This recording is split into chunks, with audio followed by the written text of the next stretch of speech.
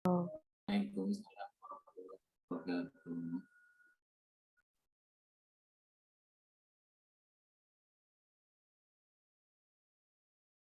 Ya, silakan hari ini waktunya kelompok 2, chapter 9 ya. Kartika Sulistiani, anggotanya Muhammad Furqon, Indah Putri Maulidia, kemudian Rofiqul Aliyah. Silakan disiapkan presentasinya ya. Ini masih ada yang belum gabung ya. Silakan dimulai, enggak apa. Sambil menunggu Izin, ya belum gabung. ya. Izin share screen ya, Prof. Ya, silakan.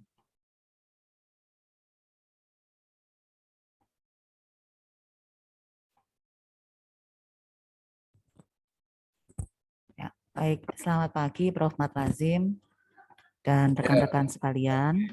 Ya, kami dari kelompok 2 yang beranggotakan saya Kartika dengan NIM akhir 006, kemudian Bu Indah dengan NIM akhir 010, Pak Furqon dengan NIM akhir 020, dan Bu Rofiatul dengan NIM akhir 030 akan mempresentasikan dari chapter 9 electromagnetic wave atau gelombang elektromagnetik. Next, Bu. Yang pertama kita akan berbicara mengenai gelombang dalam bidang satu dimensi. Terlebih dahulu kita pahami definisi dari gelombang, yaitu adalah gangguan pada medium kontinu yang merambat dengan bentuk tetap pada kecepatan konstan. Adapun ciri-cirinya yaitu jika terjadi penyerapan, maka ukuran gelombang akan berkurang saat bergerak atau merambat. Jika medium bersifat dispersif, frekuensi yang berbeda merambat dengan kecepatan yang berbeda. Kemudian dalam 2 atau 3 dimensi, saat gelombang menyebar, amplitudo akan berkurang dan gelombang tegak tidak merambat sama sekali.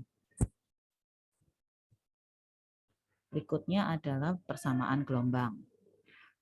Gambar 9.1 terdapat gelombang dalam selang waktu yang berbeda pada waktu T sama dengan 0 dan beberapa waktu kemudian pada waktu T, di mana setiap titik pada gelombang bergeser sedikit demi sedikit ke kanan sebesar Vt, di mana V adalah kecepatan. Fungsi Z, T menyatakan perpindahan tali di titik Z pada waktu T bentuk awal string adalah GZ sebanding dengan FZ, 0. Kemudian bagaimana bentuk selanjutnya? FZ, T.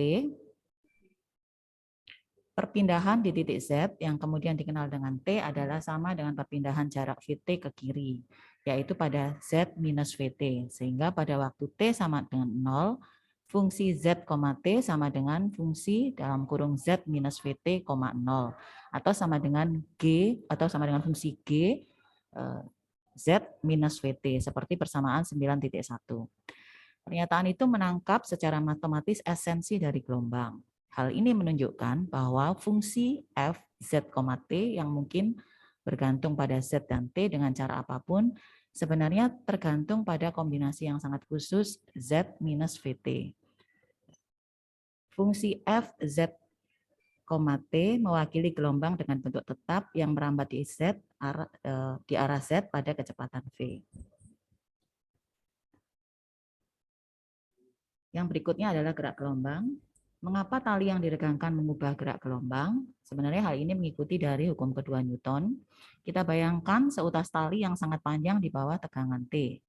Jika dipindahkan dari kesetimbangan, maka gaya transversal pada segmen antara Z dan Z plus delta Z, seperti gambar 9.2, persamaannya adalah delta F sama dengan T sin theta aksen minus T sin theta,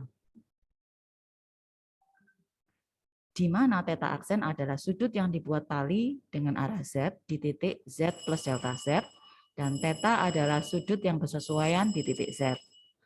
Asalkan distorsi string tidak terlalu besar, sudut-sudut ini kecil, namun gambarnya dibesarkan sehingga lebih jelas. Dan kita dapat mengganti sinus dengan fungsi tangen, di mana delta F ekuivalen T dalam kurung tangen theta aksen minus tangen theta sama dengan T do F per do Z, batas Z plus delta Z, minus do F per do Z, batas Z, ekuivalen T do kuadrat F per do Z kuadrat, delta Z.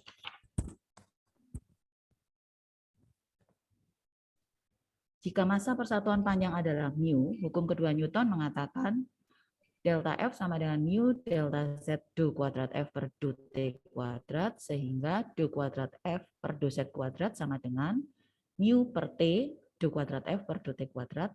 Hal ini terbukti bahwa gangguan kecil pada string dirumuskan sebagai do kuadrat F per do Z kuadrat sama dengan 1 per V kuadrat do kuadrat F per do T kuadrat seperti persamaan 9.2 atau yang dikenal sebagai persamaan gelombang klasik di mana V menunjukkan kelajuan rambatan yaitu V sama dengan akar T per mu seperti persamaan 9.3. Kemudian persamaan 9.2 dikenal sebagai persamaan gelombang klasik karena menerima solusi dari semua persamaan dalam bentuk fungsi Z, T sama dengan G Z minus VT seperti persamaan 9.4, yaitu semua fungsi yang bergantung pada variabel Z dan T dalam kombinasi khusus U sebanding dengan Z minus VT, dan kita baru saja mempelajari fungsi tersebut mewakili gelombang yang merambat dalam arah Z dengan kecepatan V. Kemudian untuk persamaan 9.4 artinya adalah seperti yang tertulis di dalam slide, sehingga kita hasilkan D kuadrat G per DU kuadrat sama dengan do kuadrat F per do Z kuadrat sama dengan 1 per V kuadrat do kuadrat F per do T kuadrat. Next, Bu.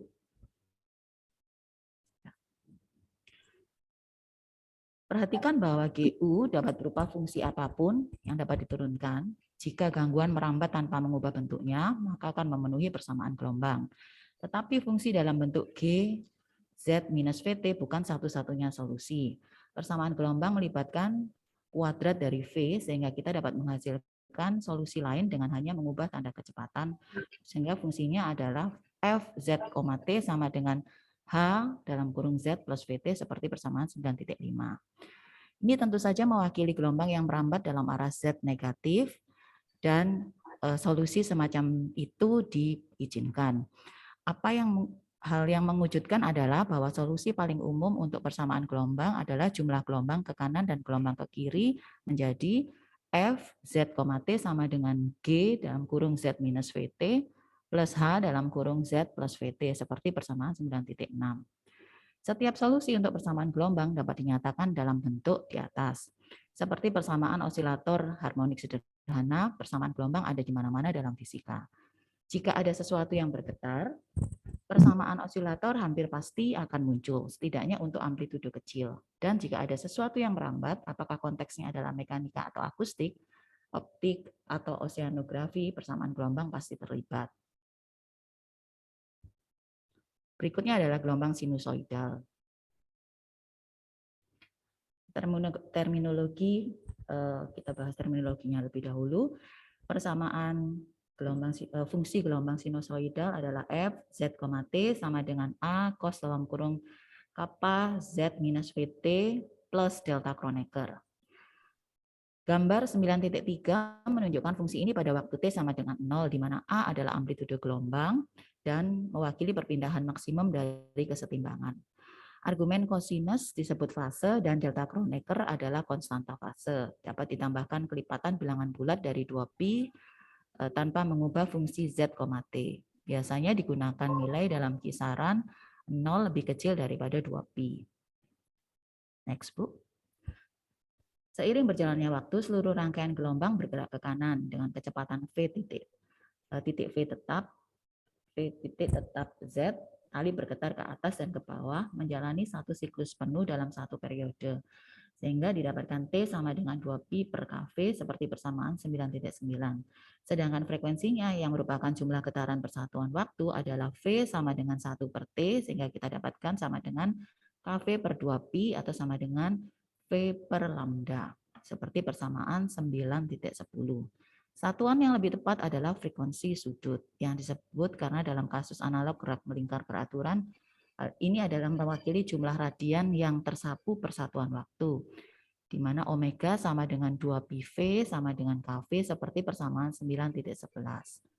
Biasanya lebih baik untuk menulis gelombang sinusoidal persamaan 9.7 dalam bentuk V, yaitu fungsi Z, T sama dengan A cos dalam kurung KZ minus omega T plus delta Kronecker seperti persamaan 9.12. Osilasi sinusoidal dengan bilangan gelombang K dan frekuensi sudut merambat di sebelah kiri akan ditulis dalam bentuk persamaan fungsi Z, T sama dengan A cos dalam kurung KZ minus omega T plus delta Kronecker seperti persamaan 9.13. Tanda dari konstanta fase dipilih untuk konsistensi dengan konvensi kita sebelumnya bahwa delta Kronecker per K akan mewakili jarak di mana gelombang ditunda. Karena gelombang sekarang bergerak ke kiri, penundaan berarti pergeseran ke arah kanan. Pada T sama dengan 0, gelombang terlihat seperti gambar 9.4. Karena kosinus adalah fungsi genap, kita hanya dapat menulis persamaan 9.13 sedemikian. Fungsi Z, T sama dengan A cos dalam kurung minus KZ minus omega T plus delta Kronecker seperti persamaan 9.14. Next book. Yang berikutnya adalah notasi kompleks. Berikut adalah rumus Euler. Eksponensial pangkat I theta sama dengan cos theta plus I sin theta. Persamaan 9.15. Gelombang sinusoidal seperti persamaan 9.12 dapat dituliskan sebagai berikut. Fungsi Z, T sama dengan real dalam kurung A. Eksponensial pangkat I dalam kurung kappa Z minus omega T plus delta Kronecker seperti persamaan 9.16 di mana real menyatakan bagian real dari bilangan kompleks. Ini mengundang kita untuk memperkenalkan fungsi gelombang kompleks di mana F tilde Z, T sebanding dengan A tilde eksponensial pangkat I dalam kurung kappa Z minus omega T seperti persamaan 9.17 di mana amplitude kompleks A tilde sebanding dengan A eksponensial pangkat I delta Kronecker yang menyerap fase konstan. Fungsi gelombang sesungguhnya adalah bagian dari F tilde, yaitu F ZT sama dengan real dalam kurung F tilde Z, T seperti persamaan 9.18. Jika F tilde diketahui, maka cukup mudah untuk menghitung F tilde. Kegunaan notasi kompleks adalah eksponensial sangat lebih mudah untuk memanipulasi daripada menggunakan sinus dan kosinus. Next book. Berikutnya adalah kombinasi linear. Walaupun fungsi sinusoidal dalam persamaan 9.17 merupakan bentuk khusus gelombang, kenyataannya bahwa semua gelombang bisa ditunjukkan dalam kombinasi linear gelombang sinusoidal seperti berikut ini. F, Z, T sama dengan integral minus tak hingga sampai dengan tak hingga A tilde dalam kurung K, eksponensial pangkat I dalam kurung kappa Z minus omega T dk seperti persamaan 9.20. Di sini omega adalah fungsi dari K seperti persamaan 9.11 dan kappa diperbolehkan berjalan melalui nilai negatif untuk memasukkan gelombang yang berjalan dua arah. Rumus untuk A tilde K dalam hal kondisi awal fungsi Z, 0 dan F dot Z, 0 dapat diperoleh dari teori transformasi Fourier, tetapi detail tidak relevan dengan tujuan di sini. Intinya adalah bahwa setiap gelombang bisa ditulis sebagai kombinasi linier dari gelombang sinusoidal. Dan oleh karena itu, jika Anda tahu bagaimana gelombang sinusoidal berperilaku, Anda akan tahu pada prinsipnya bagaimana setiap gelombang berperilaku. Sehingga mulai sekarang kita akan membatasi perhatian kita pada gelombang sinusoidal. Next book.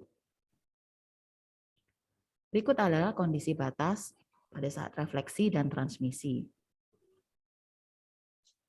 Next. Diasumsikan bahwa tali ini panjangnya tidak terhingga atau setidaknya cukup panjang sehingga kita tidak perlu khawatir tentang apa yang terjadi pada gelombang ketika mencapai akhir. Sesungguhnya apa yang terjadi sangat bergantung pada bagaimana tali itu dikaitkan. Itu adalah pada kondisi batas tertentu yang menjadi sasaran gelombang. Misalnya bahwa tali hanya diikat ke string kedua. Tegangan T adalah sama untuk keduanya. Tetapi massa persatuan panjang mungkin tidak, dan karenanya kecepatan gelombang V1 dan V2 berbeda. Kita ingat bahwa V sama dengan akar T per mu. Next. Katakanlah untuk lebih mudahnya bahwa simpul terjadi pada Z sama dengan 0, gelombang datang dalam hal ini pada persamaan 9.121 ditunjukkan F1 tilde Z, T sama dengan AI tilde eksponensial pangkat I dalam kurung kappa 1Z minus omega T, di mana Z kurang dari 0. Sementara gelombang datang dari kiri menimbulkan gelombang pantul dengan fungsi F R tilde Z, T sama dengan AR tilde eksponensial pangkat I dalam kurung minus kappa 1Z minus omega T, di mana Z kurang dari 0, seperti persamaan 9.22. Akan berjalan kembali sepanjang tali 1, maka tanda minus di depan kappa 1 selain gelombang yang ditransmisikan, fungsinya akan menjadi FT, F transmisi tilde Z, T sama dengan A transmisi tilde eksponensial pangkat I dalam kurung kappa 2Z minus omega T, di mana Z lebih besar dari 0, seperti persamaan 9.23, di mana berlanjut ke kanan pada string 2. Next, Bu. Gelombang datang FI Z, T adalah osilasi sinusoidal yang memanjang pada prinsipnya sepanjang perjalanan kembali ke Z sama dengan minus tak hingga. Hal ini sama berlaku untuk F refleksi dan F transmisi, kecuali bahwa yang terakhir tentu saja meluas ke Z sama dengan plus tak hingga. Semua bagian sistem berosilasi pada frekuensi omega yang sama. Frekuensi ditentukan oleh kita di Z sama dengan minus tak hingga, yang pertama-tama dengan goyang tali, karena kecepatan gelombang dua string ini berbeda, sehingga panjang gelombang dan jumlah gelombangnya berbeda. Di mana lambda 1 per lambda 2 sama dengan kappa 2 per kappa 1 sama dengan V1 per V2, seperti persamaan 9.24. Next. Karena itu, Anda mungkin lebih suka mempertimbangkan gelombang datang dengan luas terbatas. Katakanlah, pulse yang ditunjukkan pada ini adalah bahwa tidak ada pulse terbatas yang benar-benar sinusoidal. Gelombang pada gambar 9.5 mungkin terlihat seperti fungsi sinus, tetapi tidak. Mereka adalah bagian kecil dari sinus, bergabung ke fungsi yang sama sekali berbeda, yaitu 0. Next. Seperti gelombang lain, mereka dapat dibangun sebagai kombinasi linear fungsi sinusoidal sejati sebagai persamaan 9.20, tetapi hanya kita menginginkan frekuensi kejadian tunggal seperti yang akan kita lakukan dalam kasus elektromagnetik, kita harus membiarkan gelombang memanjang hingga tidak terbatas. Next, Bu. Kemudian untuk gelombang datang sinusoidal, maka gangguan bersih dawainya adalah sebagai fungsi tilde Z, T seperti yang tertulis dalam persamaan 9.25 untuk Z kurang dari 0 dan untuk Z lebih besar dari 0. Pada sambungan Z sama dengan 0, perpindahan sedikit ke kiri, Z sama dengan 0 min harus sama dengan perpindahan yang terjadi sedikit ke kanan, yaitu pada Z sama dengan 0 plus. Jika tidak, akan ada jeda antara dua tali. Secara matematis, fungsi Z, T kontinu pada Z sama dengan 0, di mana fungsi dalam kurung 0 min, T sama dengan fungsi dalam kurung 0 plus, T seperti persamaan 9.26. Next, Bu. Jika simpul itu sendiri masanya dapat diabaikan, maka turunan dari F juga harus kontinu, di mana do F per do Z batas 0 min sama dengan do F per do Z batas 0 plus, seperti persamaan 9.27. Jika tidak, akan ada gaya total pada simpul, dan karena itu tak terbatas percepatan seperti gambar 9.6. Kondisi batas ini berlaku langsung ke gelombang nyata fungsi F, Z, T. Tetapi karena bagian imajiner dari F tilde berbeda dari bagian sebenarnya, dalam penggantian kosinus dengan sinus, maka gelombang kompleks fungsi F tilde Z, T mengikuti aturan yang sama. F tilde 0 min, T sama dengan F tilde 0 plus, T, di mana do F tilde per do Z batas 0 min sama dengan do F tilde per do Z batas 0 plus, seperti persamaan 9.28.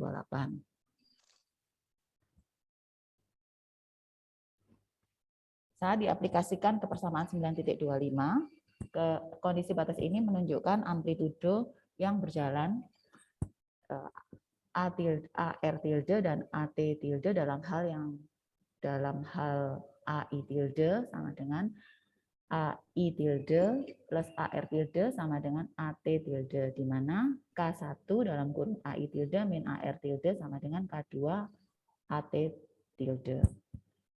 Di mana berikut ini AR tilde sama dengan seperti persamaan yang tertulis di dalam persamaan 9.29 atau di dalam istilah kelajuan persamaan 9.24 dituliskan AR tilde sama dengan seperti persamaan 9.30. Amplitude dan fase sesungguhnya kemudian berhubungan dengan AR eksponensial pangkat I delta Kronecker R sama dengan dalam kurung V2 min V1 per V2 plus V1 AI eksponensial pangkat I delta Kronecker I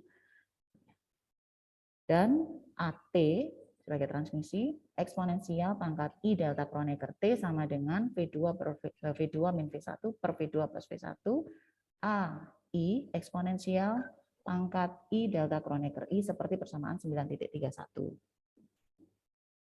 Next, Bu. Oke, untuk yang berikutnya akan dijelaskan oleh Bu Indah. Silakan, Bu. Ya, silakan. Iya, terima kasih, Bu Kartika. Selanjutnya, jika string kedua tersebut lebih ringan dari string pertama, otomatis mu2 massa jenisnya lebih kurang dari massa jenis yang pertama, sehingga kecepatan yang kedua itu akan lebih besar dari kecepatan yang pertama. Tiga gelombang tersebut memiliki fase sudut yang sama, yaitu delta Kronecker refleksi itu sama dengan delta Kronecker transmisi sama dengan delta Kronecker dari sudut datang. Dan amplitude yang berjalan adalah AR itu sama dengan V2 min V1 per V2 plus V1 AI. Itu AT, A transmisi, amplitude transmisi itu sama dengan 2V2 per V2 ditambah V1 AI, amplitude datang, merupakan persamaan 9.32. Jika tali kedua itu lebih berat daripada tali pertama, V2 kurang dari V, maka V2-nya itu kurang dari V1. Gelombang pantul keluar dari fase sebesar 180 derajat, delta Kronecker R plus B itu sama dengan delta Kronecker transmisi sama dengan delta Kronecker I. Dengan kata lain, karena cos itu min K IZ min omega T plus delta Kronecker I min P itu sama dengan min cos min K IZ min omega T plus delta Kronecker I. Gelombang terrefleksi naik turun. Amplitude pada kasus ini yaitu A refleksi itu sama dengan V1 min V2 per V2 plus V1 AI. Dan AT itu sama dengan 2V2 per V2 plus V1 AI, yaitu persamaan 9.33. Khususnya jika string kedua sangat besar atau beberapa jumlah hal yang sama, jika senar pertama itu dipaku di ujungnya, maka amplitude refleksi itu sama dengan amplitude datang dan amplitude transmisi itu sama dengan 0. Maka secara alami pada keadaan ini tidak ada gelombang yang tertransmisi, seluruhnya itu terrefleksikan.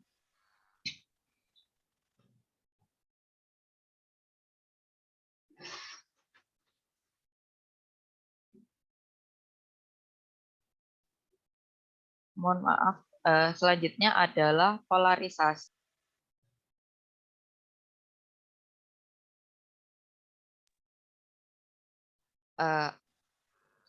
Kondisi batas. Gelombang yang merambat pada tali ketika digoyang disebut dengan gelombang transversal karena perpindahannya tegak lurus dengan arah rambatnya. Apabila string itu cukup elastis, juga memungkinkan untuk merangsang gelombang kompresi. Dengan memberikan tali tarikan kecil, gelombang kompresi itu sulit dilihat pada seutas tali.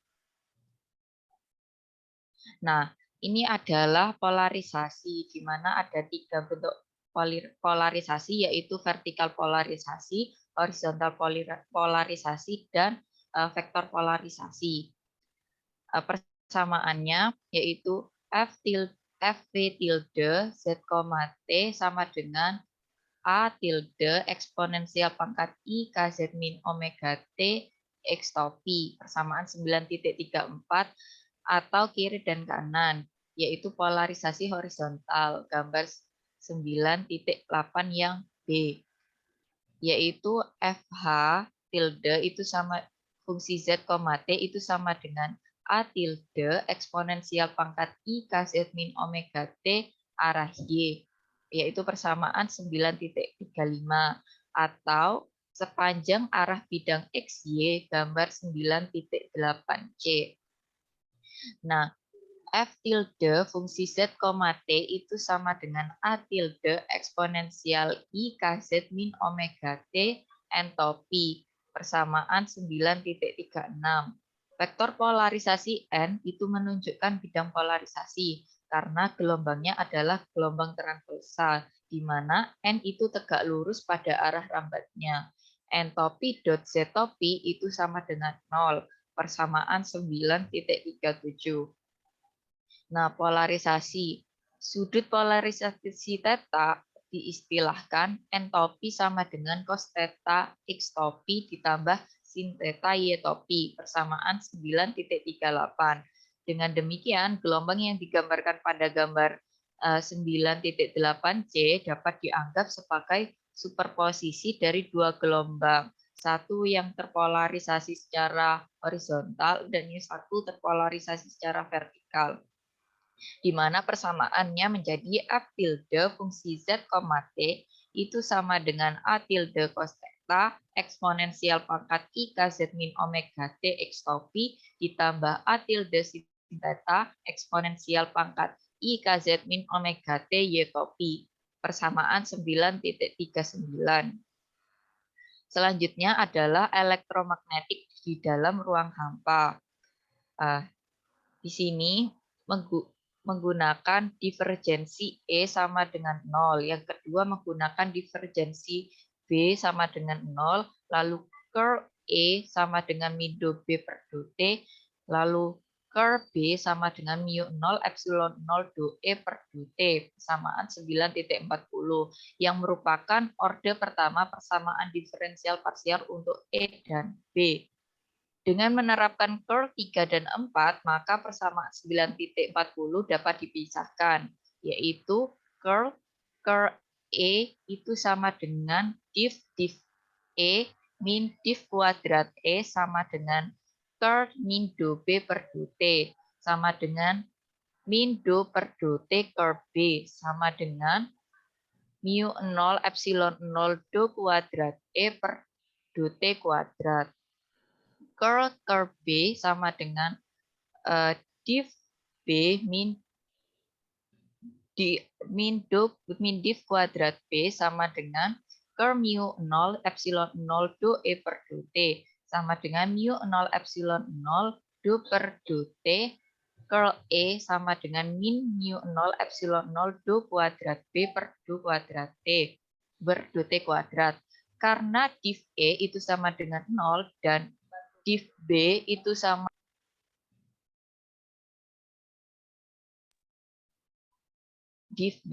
dengan 0, div kuadrat maka div kuadrat E itu sama dengan mu 0 epsilon 0 do kuadrat E per do T kuadrat. Div kuadrat B itu sama dengan mu 0 epsilon 0 do kuadrat B per do T kuadrat merupakan persamaan 9.41. Dalam ruang hampa, maka setiap komponen kartesian dari E dan B memenuhi persamaan gelombang 3 dimensi. Do kuadrat F sama dengan 1 V kuadrat D kuadrat F per dt kuadrat. Yang sama dengan persamaan 9.2 kecuali sudah digeneralisasi secara alami yaitu curl kuadrat F. Jadi persamaan Maxwell itu mengimplikasikan bahwa ruang kosong mendukung perambatan gelombang elektromagnetik yang merambat dengan kecepatan T sama dengan 1 per akar epsilon 0 mu 0 yang besarnya yaitu 3 kali 10 pangkat 8 meter per sekon yang kebetulan merupakan kecepatan cahaya C. Nah, Mungkin cahaya adalah gelombang elektromagnetik. Tentu saja kesimpulan ini benar, tidak mengejutkan siapapun hari ini. Tetapi bayangkan betapa menakjubnya hal itu di masa Maxwell. Selanjutnya itu ada gelombang bidang elektromagnetik. Nah, pada gelombang elektromagnetik ini kita dapat membatasi perhatian kita pada sinusoidal gelombang frekuensi, di mana itu frekuensi yang berbeda dalam rentang yang terlihat sesuai untuk warna berbeda. Ini memperlihatkan bahwa gelombang merambat pada arah Z dan tidak bergantung pada arah X atau Y, makanya disebut dengan gelombang bidang. Karena medannya seragam di setiap bidang tegak lurus terhadap arah rambat. Nah, rumusnya yaitu E tilde fungsi Z, T, E0 tilde eksponensial I KZ min omega T. Demikian juga untuk medan magnetnya, fungsinya menjadi B0 tilde eksponensial I KZ min omega T.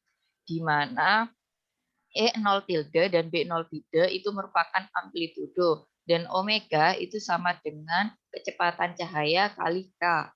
Sekarang persamaan gelombang E dan B itu diturunkan menggunakan persamaan Maxwell. Persamaan Maxwell ini memaksa tegangan ekstra pada E0 tilde dan B0 tilde, sehingga div E sama dengan 0 dan div B itu sama dengan 0. Maka E0 tilde di arah Z itu sama dengan B0 tilde di arah Z itu sama dengan 0. Persamaan 9.44. Artinya gelombang elektromagnetik itu bersifat transversal, yaitu medan magnet dan medan listriknya itu tegak lurus dengan arah rambatnya. Selain itu, hukum Faraday, curl E itu sama dengan min do B per do T menyiratkan hubungan antara amplitudo listrik dan magnet, yaitu min K E0 tilde arah Y itu sama dengan omega B0 tilde arah X, K E0 tilde arah X itu sama dengan omega B0 tilde arah Y, persamaan 9.45. Atau lebih kompleksnya, B0 tilde itu sama dengan K per omega Z topi cross E0 topi, persamaan 9.46. Nah, ternyata E dan B itu sepase dan saling tegak lurus, sehingga diperoleh persamaan B0 itu sama dengan K per omega E0 sama dengan seper C E0, persamaan 9.47. Persamaan keempat Maxwell, curl B itu sama dengan mu0 do E per do T, yang tidak menghasilkan kondisi yang independen, menghasilkan persamaan yang lebih sederhana, yaitu pada 9.45 tadi. Lalu E tilde fungsi Z, T itu sama dengan E0 tilde eksponensial I KZ min omega T arah X, dan medan magnetnya yang telah diungkapkan tadi, ternyata itu mengambil bagian nyata, yaitu berupa E tilde fungsi Z, T E0 tilde cos KZ min omega T plus delta Kronecker X topi, dan medan magnetnya menjadi seper E0 tilde cos KZ min omega T ditambah delta Kronecker X topi Y topi, menjadi persamaan 9.48. Sehingga pada gambar 9.10 dapat dilihat bahwa gelombang itu secara keseluruhan terpolarisasi dalam arah X, dengan konvensi arah E untuk menentukan polarisasi gelombang elektromagnetik. K itu menunjukkan arah rambat yang besarnya adalah bilangan gelombang K. Produk skalar K dot R itu merupakan generalisasi yang tepat dari KZ, seperti pada gambar 9.11. Jadi E tilde fungsi R, T itu sama dengan E0 tilde eksponensial pangkat I K dot R min omega T entopi, atau medan magnetnya pada fungsi R, T itu sama dengan E0 tilde eksponensial pangkat I K dot R min omega T K topi cross N topi sama dengan seper J K topi kali E topi. persamaan 9.49, di mana entopi merupakan vektor polarisasi. Karena E merupakan gelombang transversal, maka entopi dot K topi itu sama dengan 0. Nah, medan listrik dan medan magnet aktual dalam gelombang bidang monokromatik dengan vektor rambatan K topi dan polarisasi entopi, sehingga persamaannya menjadi fungsi R, T itu sama dengan E0 cos K dot R min omega T plus delta Kronecker entopi, menjadi persamaan 9.51, dan medan magnetnya menjadi 1/C E0 cos K dot R min omega T plus delta Kronecker K topi cross entopi 9.52. Selanjutnya akan dijelaskan oleh Pak Furkon. Baik, terima kasih Bu Linda. Semuanya apakah suara saya terdengar jelas, Bapak Ibu? Jelas. Jelas, Bapak. Baik. Selanjutnya yaitu pada 9.2.3 yaitu energi dan momentum gelombang elektromagnetik. Next, Bu. Dari persamaan 8.5 diketahui energi per unit volume di medan elektromagnetik adalah U sama dengan setengah dalam kurung epsilon 0 E kuadrat plus 1 mu 0 D kuadrat yang merupakan persamaan 9.53. Dalam kasus ini gelombang kita yaitu monokromatik. Pada persamaan 9.48 di mana D kuadrat sama dengan setengah E kuadrat sama dengan mu 0 epsilon 0 E kuadrat yang merupakan persamaan 9.54, sehingga kontribusi listrik dan magnet sama, yaitu U sama dengan epsilon 0 E kuadrat sama dengan epsilon 0 E kuadrat cos dalam kurung Kz min omega T plus delta Kronecker, yaitu persamaan 9.55. Saat gelombang bergerak, ia membawa energi bersamanya. Rapatan flux energi yang diangkut oleh medan yang diberikan oleh vektor pointing dalam persamaan 8.10, di mana S sama dengan 1 epsilon 0 dalam kurung medan listrik atau E cross medan magnet, persamaan 9.56. Untuk gelombang bidang monokromatik merambat di arah Z, di mana S sama dengan T epsilon 0 E kuadrat cos kuadrat dalam kurung Kz min omega T plus delta Kronecker ke arah Z sama dengan U Z topi untuk persamaan 9.57. Next, Bu. Selanjutnya energi dan momentum gelombang elektromagnetik pada gambar 9.12. Perhatikan bahwa S adalah densitas energi sebesar U kali kecepatan gelombang kurung C Z topi, seperti yang seharusnya untuk waktu delta T panjang C delta T melewati daerah A pada gambar 9.12 di atas, yang membawa serta energi U A C delta T, energi persatuan waktu persatuan area yang dibawa oleh gelombang UC. Medan elektromagnetik tidak hanya membawa energi, tetapi juga membawa momentum. Bahkan kami menemukan dalam persamaan 8.29 bahwa kerapatan momentum yang tersimpan dalam medan magnet dalam medan adalah G sama dengan 1/C kuadrat S, yang merupakan persamaan 9.58. Untuk gelombang di bidang monokromatik merambat di arah Z, yaitu sebesar G sama dengan 1/C kuadrat epsilon 0 E kuadrat cos kuadrat dalam kurung Kz min omega T plus delta Kronecker di arah Z di persamaan 9.59. Next, Bu.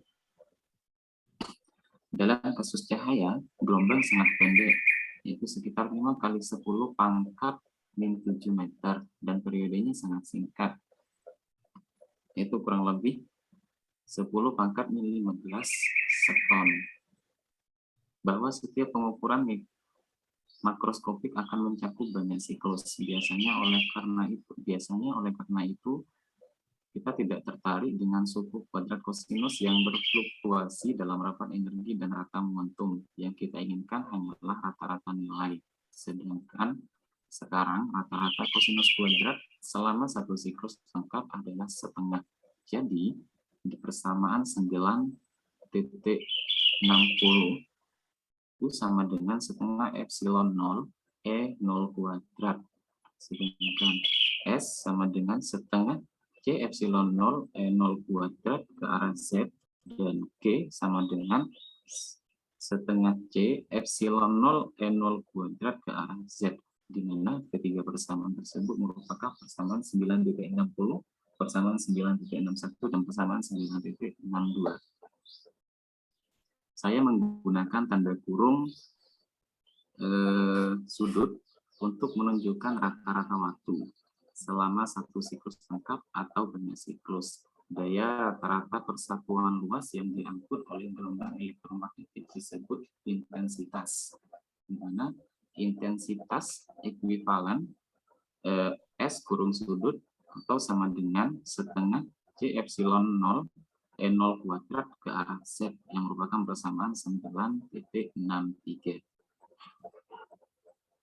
Next, Bu. Ketika cahaya jatuh atau di kejadian normal, ini terjadi penyerapan sempurna yang memberikan momentumnya ke permukaan. Pada suatu waktu atau delta T, transfer momentum seperti gambar di 9.12, delta P sama dengan G kurung sudut AC delta T jika tekanan radiasinya sebesar gaya rata-rata persatuan luas area, yaitu P sama dengan 1/A delta P per delta T sama dengan setengah epsilon 0 E0 kuadrat atau sama dengan 1/C, yaitu persamaan 9.64. Pada reflektor sempurna, tekanan menjadi 2 kali lebih baik karena momentum berubah arah, bukan hanya diserap. Pada gambar 9.12, kita dapat menjelaskan tekanan ini secara kualitatif sebagai berikut, yaitu medan listrik pada persamaan 9.48 mendorong muatan dalam ke arah X, dan medan magnet kemudian memberikan gaya pada Q dalam kurung V cross B dalam arah Z. Gaya total pada semua muatan di permukaan menghasilkan tekanan. Next.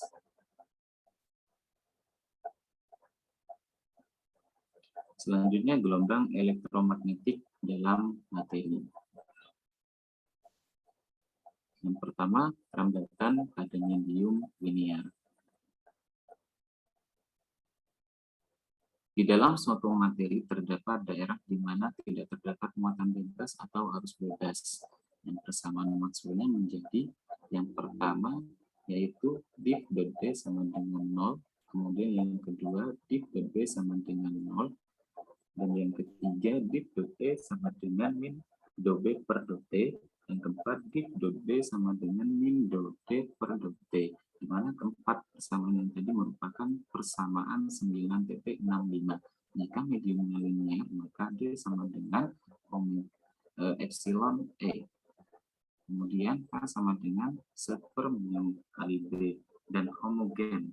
Jadi epsilon dan mu tidak bervariasi dari titik ke titik. Mereka berkurang menjadi div dot D sama dengan 0, kemudian yang kedua div dot B sama dengan 0, yang ketiga div dot E sama dengan min do B per dot D, yang keempat div dot B sama dengan min mu epsilon do E per dot T, yang merupakan persamaan 9.67, di mana perbedaan dari analog vakum adalah persamaan 9.40 yang hanya dengan mengganti mu 0 epsilon 0 dengan mu epsilon.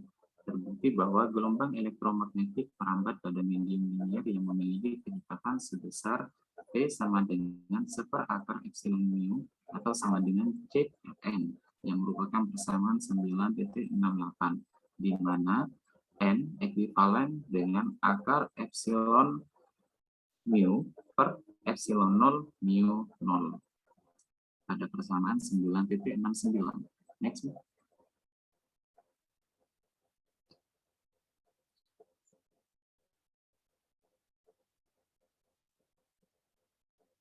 Yang tadi merupakan indeks bias dari substansi. Untuk sebagian besar bahan, mu mendekati mu 0. Jadi, pada persamaan 970, N kongruen dengan akar epsilon R, di mana epsilon R adalah konstanta dielektrik, yaitu pada persamaan 4,34. Saat epsilon R hampir selalu lebih besar dari 1, maka cahaya berjalan lebih lambat dari materi. Faktanya ini lebih baik diketahui dari optik. Semua hasil sebelumnya terbawa dengan transkripsi sederhana epsilon 0, yaitu epsilon dan mu 0 menjadi mu, dan karenanya C menjadi P.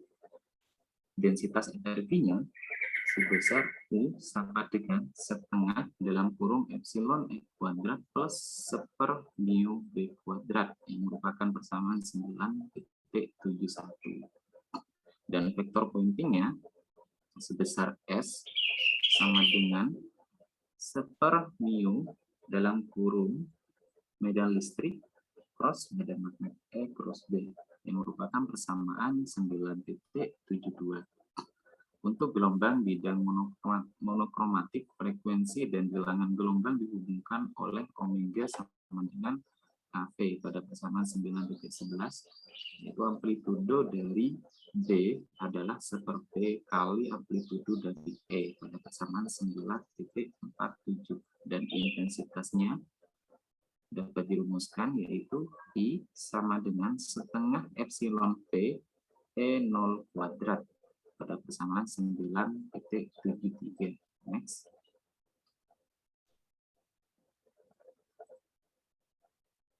Pertanyaan menariknya adalah, apa yang terjadi ketika gelombang berpindah dari satu medium transparan ke medium yang lain? Seperti ini gelombang pada seutas tali. Kita berharap mendapat gelombang pantul dan gelombang panjang. Detailnya bergantung pada sifat pasti dari kondisi batas elektrodinamik yang kita peroleh di bab 7 pada persamaan 7,65. Pada persamaan 9,74, yang pertama yaitu epsilon 1 E1 tegak lurus sama dengan epsilon 2 E2 tegak lurus. Kemudian yang kedua B1 tegak lurus sama dengan B2 tegak lurus. Yang ketiga E1 sejajar sama dengan E2 sejajar. Kemudian yang keempat seper mu 1 B1 sejajar sama dengan seper mu 2 B2 sejajar.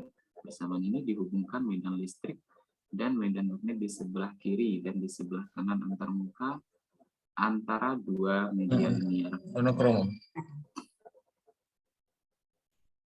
Pada bagian berikut kami menggunakan untuk menyimpulkan hukum yang mengatur pemantulan dan pembiasan gelombang elektromagnetik. Next, Bu.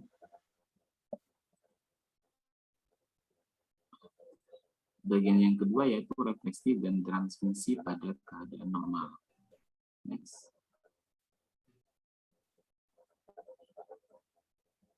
Misalnya pada bidang kecil membentuk batas antara dua medium linear.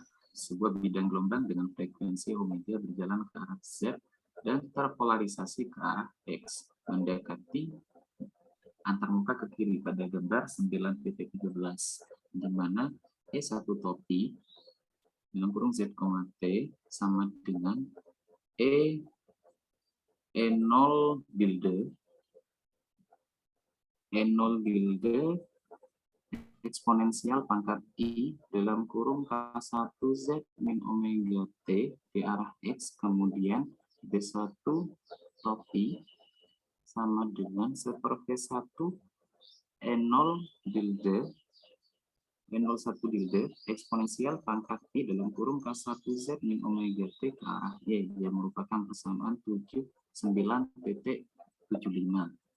Ini memberikan refleksi gelombang pada sebesar ER top P dalam kurung Z, T sama dengan min N0R tilde eksponensial pangkat I dalam kurung min K1Z min omega T ke arah X dan BR topi dalam kurung Z, T sama dengan min 1/V1 N0R tilde eksponensial pangkat I min K1Z min omega T ke arah Y yang merupakan persamaan 9.76 yang merambat kembali ke kiri dalam medium dan gelombang yang ditransmisikan sebesar ET topi Z, T sama dengan N0T tilde eksponensial pangkat I K2Z min omega T ke arah X dan BT topi Z, T sama dengan 1/V1 N0T tilde eksponensial pangkat I dalam kurung K2Z min omega T ke arah Y yang merupakan persamaan 9.76 yang berlanjut ke kanan dalam medium kedua. Next. Pada Z sama dengan 0, bidang gabungan di sebelah kiri E1 topi plus ER topi, EI topi plus ER topi, dan BI topi plus BR topi harus bergabung dengan medan di sebelah kanan ET topi dan BT topi sesuai dengan kondisi batas. Dapat kita lihat pada gambar 9.13. Pada persamaan 9.74 tidak ada komponen yang tegak lurus di permukaan. Jadi yang pertama dan yang kedua adalah tak berarti. Namun yang ketiga menyarankan bahwa E0I topi plus E0R topi sama dengan E0T topi, yaitu persamaan 9.78, di mana yang keempat dikatakan 1/μ1 dalam kurung 1/V1 E0I topi min 1/V1 E0R topi sama dengan 1/μ2 dalam kurung 1/V2 E0T topi, yaitu persamaan 9.79 atau E0I topi min E0R topi sama dengan beta E0T topi, yaitu persamaan 9.80, di mana beta ekuivalen dengan μ1 V1/μ2 V2 sama dengan μ1 N1 sama dengan per μ2 N2, yaitu persamaan 9.81. Next. Selanjutnya akan dijelaskan oleh rekan kami yang lain, yaitu Bu Rofi. Dipersilakan. Baik, terima kasih. Jika tadi kita membahas refleksi pada keadaan normal, next selanjutnya akan membahas refleksi dan transmisi pada sisi miring.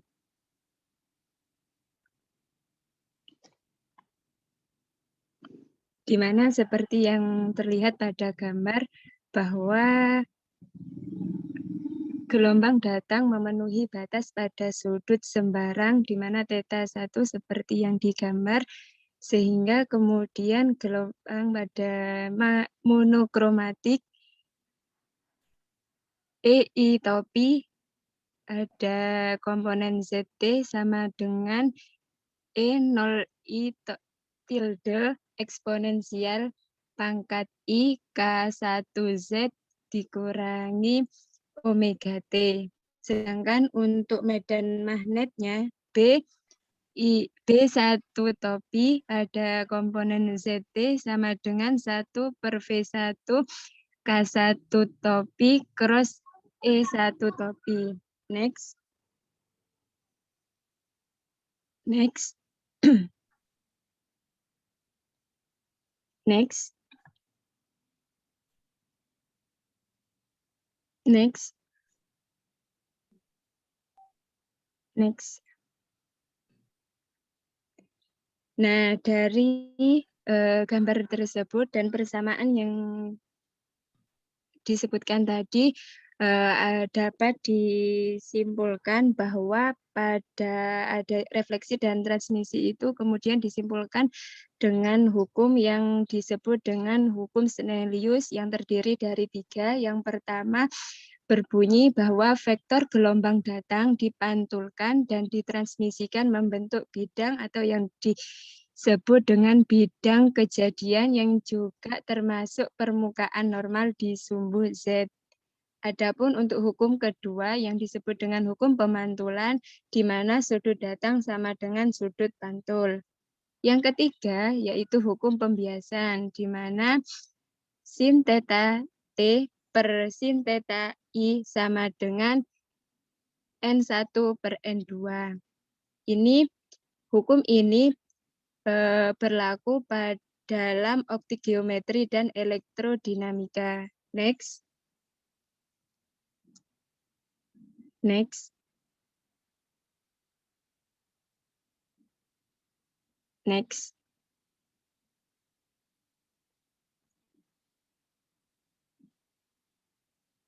Nah, pada persamaan 9.10 itu adalah persamaan Fresnel, di mana persamaan tersebut digunakan untuk permasalahan polarisasi pada bidang datar.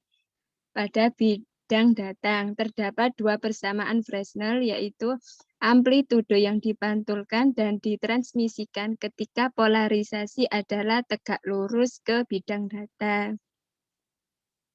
Perhatikan transmisi gelombang selalu dalam fase pada kejadian pertama dan pemantulan gelombang pada fase lain, yaitu sisi kanan atas.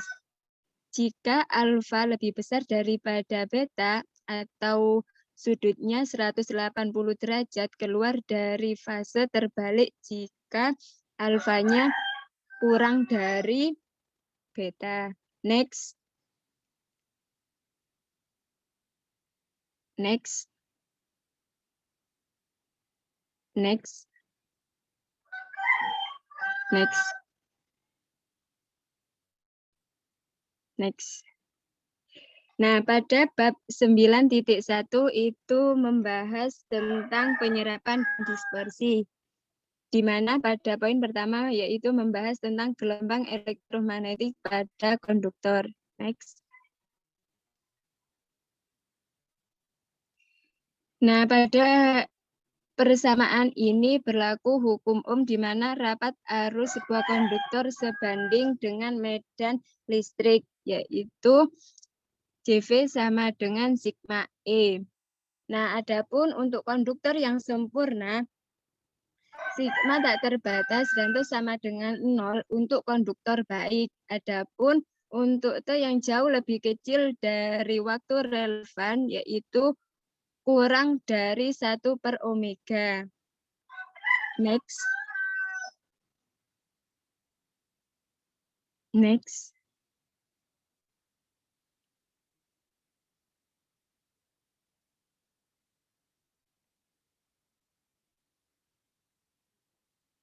Adapun untuk menentukan panjang gelombang, kecepatan rambat, dan indeks pembiasan bisa dengan cara persamaan 9.129, di mana gelombang bidang yang dilemahkan memenuhi persamaan gelombang yang dimodifikasi, yaitu pada persamaan 9.122 untuk setiap medan listrik maupun medan magnet. Tetapi persamaan Maxwell 9.121 memberlakukan kendala lebih lanjut yang berfungsi untuk menentukan amplitudo relatif fase polarisasi medan listrik dan medan magnet. Next.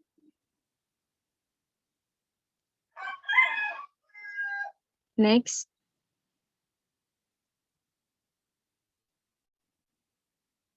Next. Selanjutnya yaitu membahas tentang refleksi pada permukaan konduktor. Next.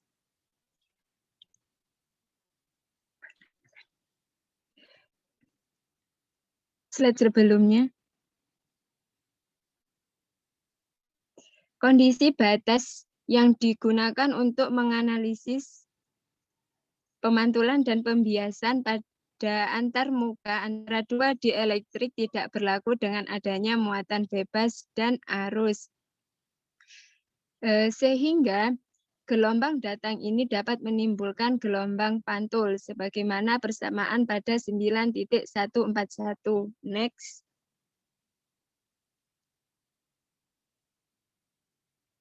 Pada Z sama dengan 0, gelombang gabungan dalam medium harus bergabung dengan gelombang dalam medium, sebagaimana kondisi batas pada persamaan 9.139. Karena medan listrik tegak lurus nilainya 0, di kedua sisi kondisi batas menghasilkan sigma F sama dengan 0. Sehingga secara otomatis termenuhi sebagaimana persamaan 9.143 dan 9.144. Next.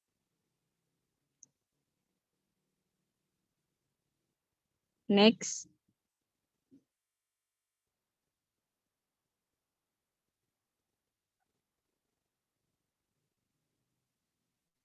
Nah, dalam hal ini gelombang dipantulkan secara total dengan pergeseran fasa yaitu 180 derajat. Hal ini disebabkan adanya konduktor yang sangat baik membuat cermin yang baik.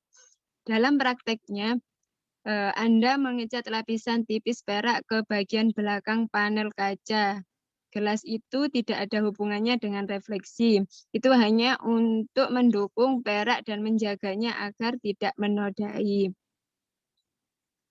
Sebagaimana pada gambar 9.1 merupakan grafik untuk kaca tipikal, di mana sebuah prisma atau rintik hujan membengkokkan warna biru cahaya lebih tajam daripada merah dan menyebarkan cahaya putih menjadi warna pelangi. Fenomena inilah yang disebut dengan dispersi. Dengan ekstensi, setiap kali kecepatan gelombang tergantung pada frekuensinya. Media pendukungnya disebut juga dispersi. Next.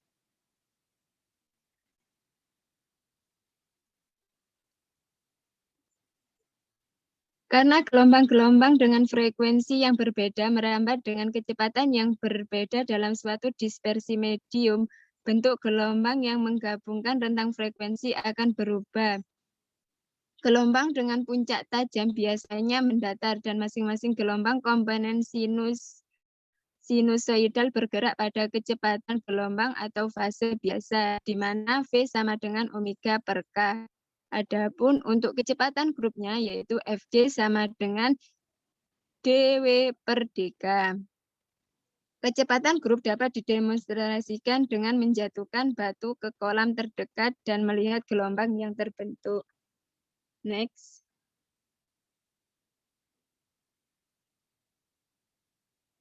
Next. Next.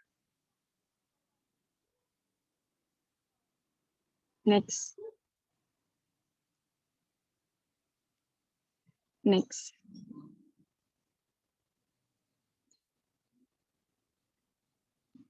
Sekarang saya mencoba untuk mendefinisikan kerentanan listrik sebagai konstanta proporsional antara P dan E, khususnya P sama dengan 0 X E kali medan listrik. Dalam kasus ini, P tidak sebanding dengan E. Ini bukan sebenarnya media linear karena perbedaan fase, namun polarisasi kompleks P tilde sebanding dengan medan kompleks E tilde. Dan ini menunjukkan bahwa kami memperkenalkan kerentanan kompleks. Sehingga konstanta dielektrik kompleks dapat dimodelkan pada persamaan 9.161. Adapun untuk medium dispersi, persamaan gelombang untuk frekuensi tertentu berbunyi pada 9.162. Next. Next.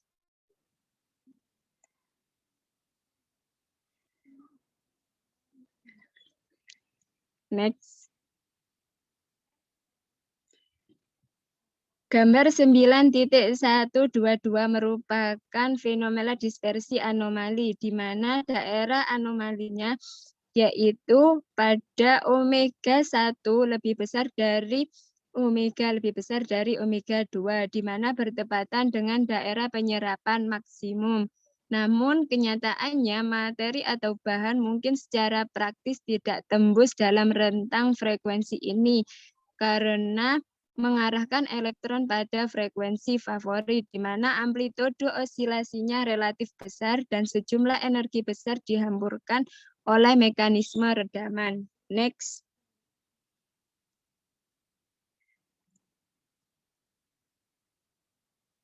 Next.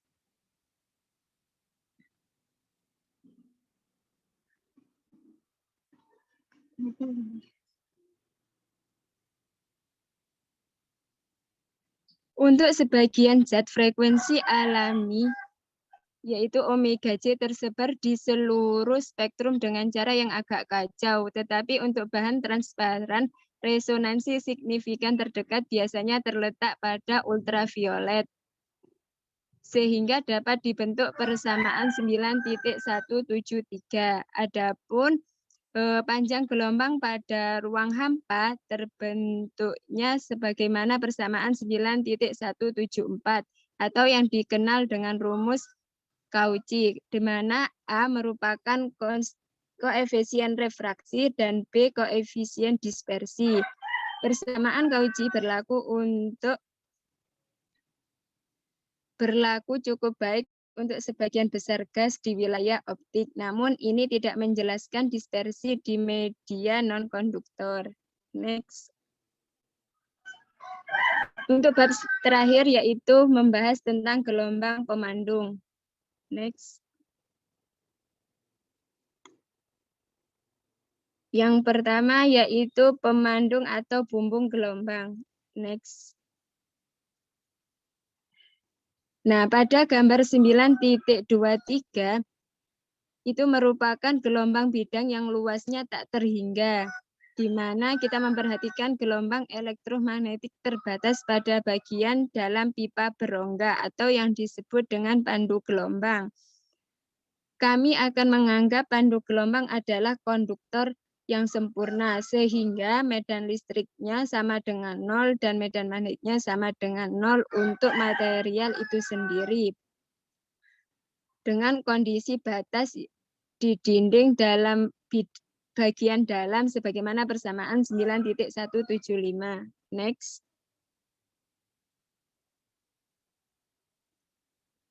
Next. Dalam konduktor yang sempurna, di mana E sama dengan 0, karena menurut hukum Faraday, do B per do T sama dengan 0, asumsi medan magnet memulai 0, maka itu tidak akan berubah. Adapun pada bagian 9.4.2 berpendapat bahwa tidak ada arus permukaan dalam konduktor ohmik dengan konduktivitas terbatas. Yang ada yaitu arus volume memanjang kira-kira ke kedalaman kulit. Ketika konduktivitas meningkat, mereka dikompres menjadi lapisan yang lebih tipis dan lebih tipis dalam batas konduktor yang sempurna. Sebagaimana persamaan 9.177. Gelombang terbatas secara umum melintang. Agar sesuai dengan kondisi batas, kita harus memasukkan komponen longitudinal yaitu EZ dan BZ. Next.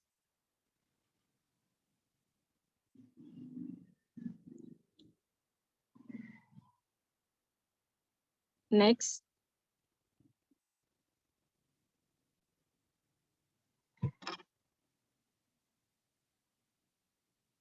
Nah, jika EZ-nya sama dengan 0, kita menyebutnya sebagai gelombang TE atau transfer elektrik. Jika BZ-nya 0, itu disebut dengan gelombang TM, yaitu transfer magnetik. Jika keduanya, maka disebut dengan gelombang TEM.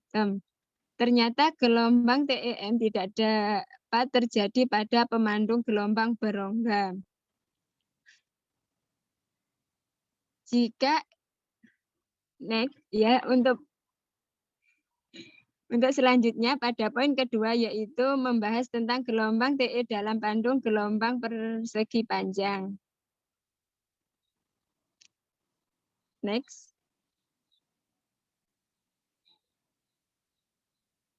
Pada sebuah gambar 9.43 itu ada pemandung gelombang berbentuk persegi panjang dengan tingginya A dan lebar B. Kami tertarik pada propagasi gelombang TE. Masalahnya untuk memecahkan persamaan 9.181 diperlukan syarat batas pada persamaan 9.175.2. Sehingga perlu dilakukan pemisahan yaitu pada komponen X dan Y. Next.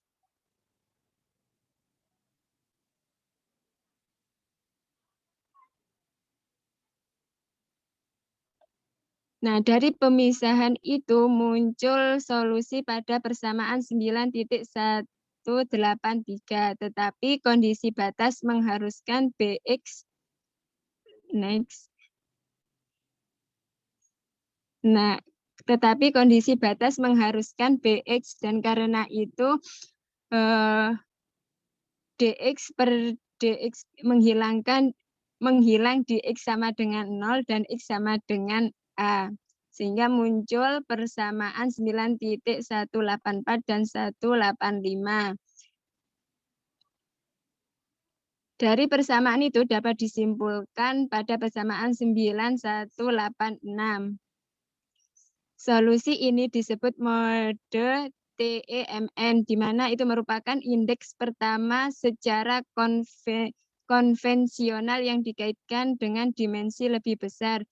Jadi kita asumsikan A-nya lebih besar atau sama dengan B. Setidaknya satu dari indeks harus bukan 0. Bilangan gelombang atau yang disimbolkan dengan K diperoleh dengan menempatkan persamaan 9.184 dan 9185. Next.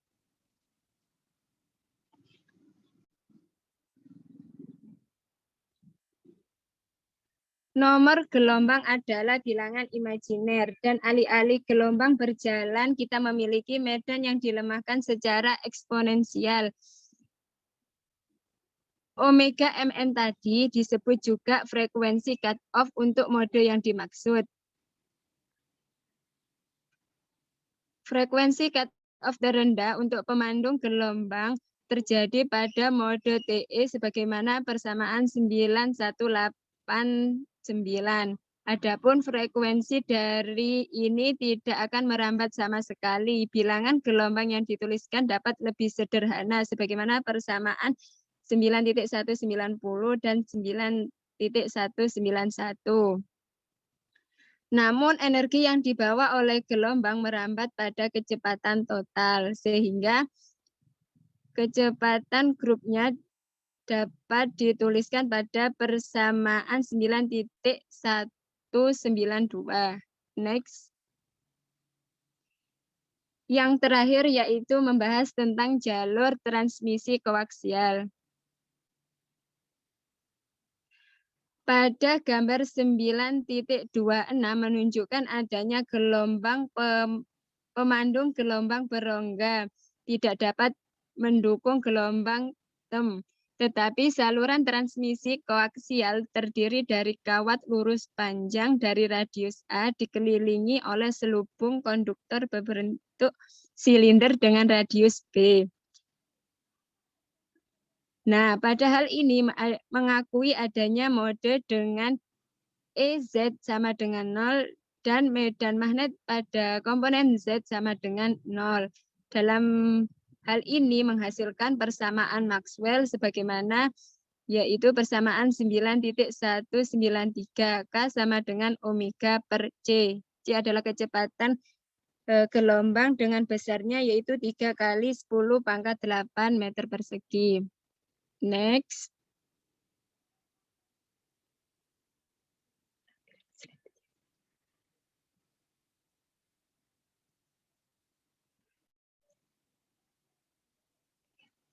Sehingga medan listrik dan medan magnet saling tegak lurus, di mana div E sama dengan 0 dan div B sama dengan 0. Sebagaimana terbentuk persamaan 9.195.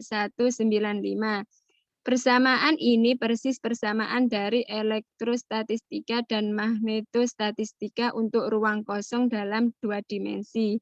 Solusi dengan simetri silinder dapat dipinjam langsung dari kasus muatan garis tak terbatas dan arus lurus tak terbatas, sehingga masing-masing diperoleh pada medan listrik, yaitu E0 pada komponen S P sama dengan A per S P. Adapun untuk medan magnet, yaitu B0 pada komponen SP sama dengan A per C CS P. Untuk beberapa konstanta, kita mensubstitusikan ini ke dalam persamaan 9.176 dan mengambil bagian yang sebenarnya, sehingga diperolehlah persamaan 9.197,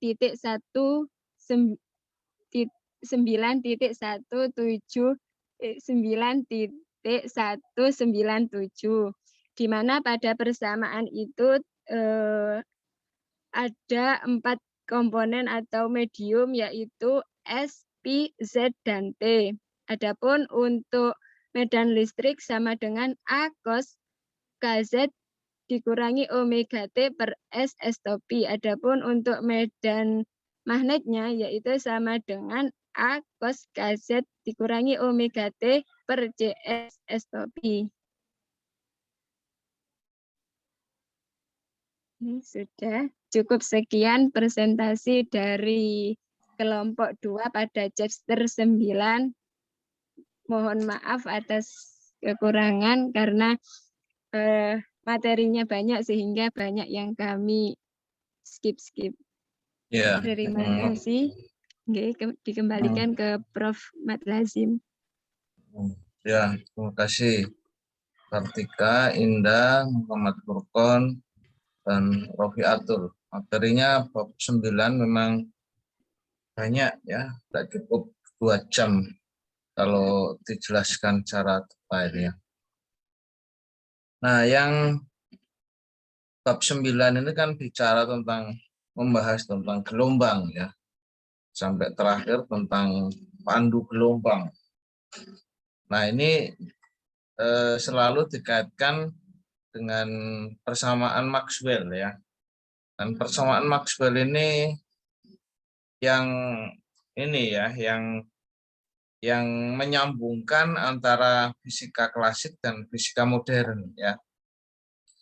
Jadi sebelum abad 19 itu fisika klasik itu mengalami bencana ya, katastrofi namanya, bencana di mana fisika klasik itu tidak berlaku. Jadi hukum-hukum fisika klasik itu tidak berlaku dan tidak bisa menjelaskan fenomena radiasi benda hitam pada saat itu. Radiasi benda hitam itu adalah awal mulanya berkembangnya fisika modern. Karena fisika klasik sebelumnya itu ada hukum Newton di situ ya.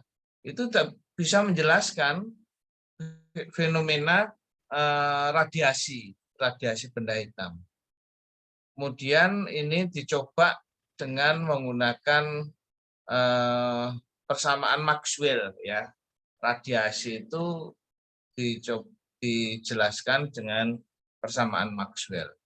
Dan hebatnya Maxwell, persamaan Maxwell ini diperoleh dari teori ya, fisika teori yang tentu dibantu dengan matematika yang cukup rumit, tadi sudah kita bahas. Jadi fisika teori tentu ini membutuhkan matematika. Nah, dari situ kehebatan dari persamaan Maxwell itu tanpa eksperimen ya, itu menemukan kecepatan cahaya itu sama dengan 3 kali 10⁸ meter per sekon itu. Di situ kehebatannya ya.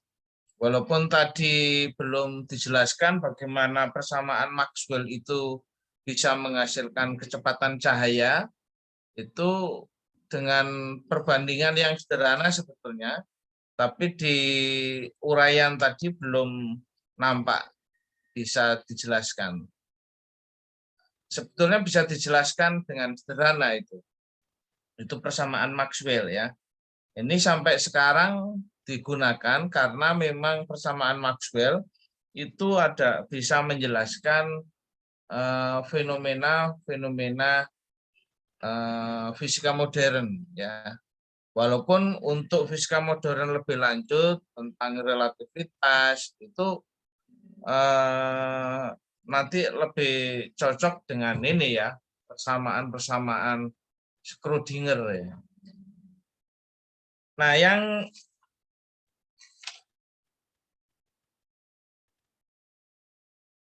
jadi tadi saya tentang materi ya, kejelasan materi juga bagus, kemudian ada artifisisnya sudah dijelaskan, karena memang ini lebih banyak fisika teori ya.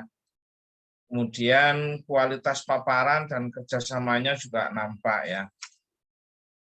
Nah, di dalam gelombang itu juga ini ya, tadi artifisis tentang ini. Jadi ketika gelombang itu melewati beda medium ya, batas medium 1 dan batas medium 2. Itu artifisis dari perubahan itu. Jadi kecepatannya berubah, banyak gelombangnya berubah ya. Nah, kalau berubah semua itu apa maknanya? Apakah energinya juga ikut berubah, ada yang hilang, ataukah ada yang konstan? Ya, itu artifisis di sana itu perlu lagi nanti dipelajari didetailkan ya. Jadi apakah setiap gelombang yang melewati medium yang berbeda indeks biasnya, jadi melewati bidang batas, apakah kemudian energinya itu berubah? Ataukah energinya itu konstan? Kemudian yang berkaitan dengan dispersi, itu ada, jadi warna, tadi sempat disinggung bahwa warna dari ya warna dispersi itu ya pada gelombang elektromagnetik melewati, kalau dalam teori itu yang melewati sudut tertentu pada prisma itu akan mengalami perubahan. Jadi perubahan dari gelombang monokromatik itu akan terdispersi menjadi medikuhipinium. Nah, ini yang sekarang dipakai itu ya. Jadi untuk mengamati benda-benda langit ya, ketika kita menggunakan teropong di 8 misalnya, itu benda-benda langit itu ada yang berwarna merah ya, merah menyala, merah tajam, kemudian ada yang warnanya itu biru ya. Nah, itu menjadi penting. Apa sebabnya? Karena memang warna merah, biru, dan di antara warna itu, medikuhipinium itu punya arti yang sangat penting. Karena bisa digunakan untuk mendeteksi, mengamati apakah benda itu sedang mendekati bumi atau benda langit itu sedang menjauhi bumi. Itu menggunakan prinsip dispersi ya, frekuensi. Jadi kalau frekuensi berbeda itu warnanya berbeda. Kemudian yang terkait dengan pandu gelombang ya, waveguide tadi, itu nanti aplikasinya yang saat ini dipakai untuk jaringan internet itu adalah serat optik itu ya. Serat optik. Nah, itu menjadi menarik kalau sudah sampai serat optik. Kemudian kenapa pandu gelombang itu penting? Serat optik itu lebih banyak dipakai dan kecepatannya ya, kalau dipakai itu jaringan internet maka kecepatannya itu tinggi dan kemudian kualitas jaringan itu lebih baik. Karena memang di serat optik karena pandu gelombang kita tadi dijelaskan itu sebetulnya mengurangi energi yang hilang ya. Jadi pantulan-pantulan itu diatur sedemikian rupa sehingga minimal sekali, bahkan sampai 0 ya, mendekati 0, energi yang ditransmisikan di dalam pandu gelombang itu, sehingga supaya semua gelombang itu diteruskan ke ke pengguna dari sumber gelombang sampai dengan pengguna internet itu. Energinya tidak hilang atau seminimal mungkin bisa ditekan, karena energi yang keluar dari pandu gelombang itu bisa diminimalisir. Itu saya kira ya sekilas dari saya, sudah jam 9 lebih. Mungkin ada pertanyaan dari temannya mungkin. Untuk minggu depan disiapkan kelompok 3 ya.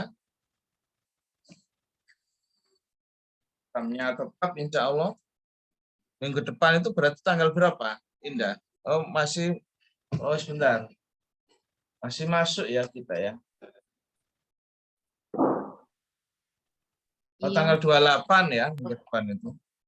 Tanggal 8, Prof. Ya 28 April. Itu saya kira. Ada pertanyaan?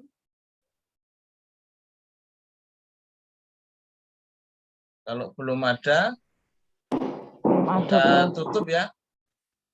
Iya, terima kasih Prof. Ya, Prof. Ya, sama-sama. Semoga yang kita bahas dari awal sampai akhir bermanfaat untuk kita semua, dan mudah-mudahan ini menjadi ilmu Anda semua, menjadi ilmu yang bermanfaat ya. Amin ya rabbal alamin. Kita tutup ya. Assalamualaikum warahmatullahi wabarakatuh.